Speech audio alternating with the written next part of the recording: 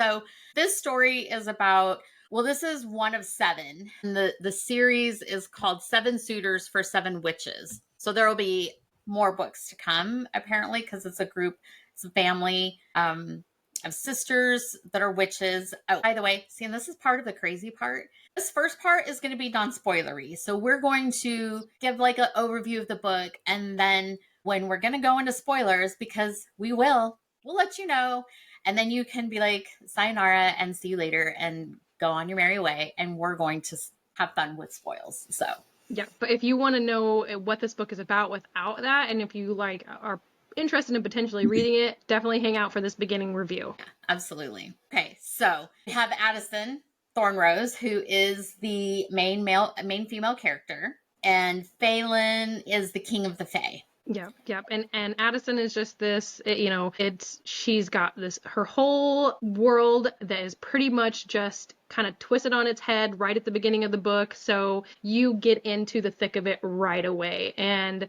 you can just feel the tension of the stakes that you have there. So literally within the first chapter or so, you're going to figure out whether or not this book is for you. Yeah, most definitely. And I love fantasy romance. Like that's probably my favorite genre. And so I loved the whole witch thing, and then the fae, and I felt like it kind of took a little bit for her to get into like the whole role of the two peoples and how they, interacted, but that was kind of the fun of the slow burn of it and how like the story progressed. Yeah, and I like too, like the way that she sets up this world is it is in modern times. Like she was referencing things that was like happening right now, and I was like, this is not like anything I've read before in the fantasy realm where you have like she was talking about potentially dating a werewolf or all these other things, and I'm like, okay, we know that these elements are in this world, but then she also referenced was it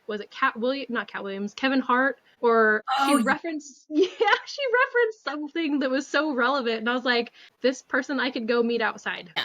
Yeah. And she was originally at the beginning of the book, Addie, and that's her nickname, Addie. She was in Tennessee. And I mean, they very specifically, talked about why she was in Tennessee and, family drama. Everybody has family drama. So she was in Tennessee with the humans and doing what she loved. She was, working at a bookstore because she loves books. So that was pretty, I like that. Like you said, that kind of contemporary slant to it as well, mixing the fantasy and the contemporary. Yeah, yeah. It felt like a light read for me for the majority of it. It felt very light. It felt very this was something that it wasn't the high stakes until it was, right? Until like there is a part in there where it's like it gets your heartbeat going pretty quick. But overall it felt like a very just whimsical kind of stepping into a new world for this character. Yeah, for sure. I almost would say that it was borderline cozy fantasy romance, Yep. right? Until that one chapter. Little one thing, and I sent you. I'm like, I know. Kathy messages me and she's like, this is not okay. I totally did. No, and I blew through it. I got hooked after like, the first because of the hours. I'm going to go by hours because chapters that's not something I can really do with audiobook, but within the first, 2 hours I got up and I was like, "You know what? I'm going to go clean my entire house." And I just listened to it for like 6 hours that day. I didn't clean my house for 6 hours. I'm not that gross. But I did. I Or that went through it. anal. Yeah.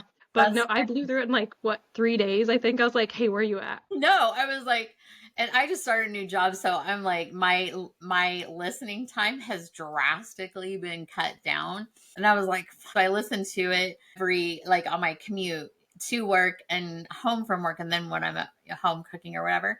And y'all, this is an 11-hour book, so what a steal for a credit in Audible. You get 11 hours, and it doesn't drag on. I didn't feel like it. I didn't think it drug on. Like it went. The pace was really good. Yeah, yeah. And here's something different for you guys. If you guys are listening, if you guys are used to listening to audibles, Kathy listens at normal speed and I listen at almost half double speed. So it was about 6-ish hours for me. It was 11 hours for me because I listen at normal speed. I'm like, why do we want to mess with these people's wonderful voices? Because like, isn't that like the beauty of it? So yeah, I don't mess with that. Narrators, I do not mess with your voices. You do not sound warbled and like the talk is super fast. No, it's normal speed. So do you think we should just go ahead and touch on first impressions and then do tropes or themes? Because some people don't like tropes and themes. They don't want to know that. So this will also give a chance for listeners, if they don't want to listen to the tropes and themes, they can bounce out before then too. Yep, I agree. So first impressions for me were this, like I said, this was a very almost cozy feeling story. I definitely enjoyed the main female character. She wasn't over the top. She wasn't, very everything should be done the way I think. It was a great combination between the two characters, and the character in it was a breath of fresh air on, guys who he's a fae, but he's so sweet and compassionate, and I love Yeah, absolutely agree. And Phelan is the king, and he is like a cinnamon roll fae king. So, but with like kind of maybe like a crusty outer layer that you have to kind of get beneath that crusty outer layer to get into the gooey, yummy, good stuff. So I did. I agree. I like that about it. And it was a very light read. And I can listen to some darker, super dark stuff, but darker romance novels. And so this is a good palate cleanser. So if you listen to something or read something super dark and heavy, this is like a great palate cleanser for that, just to kind of get that out. what you would be able to do this better than me. What would you rate the spice level for this book? I would rate the spice level probably between a 2 and a 3 chili peppers. The Out of spice, 5? yeah, out of 5.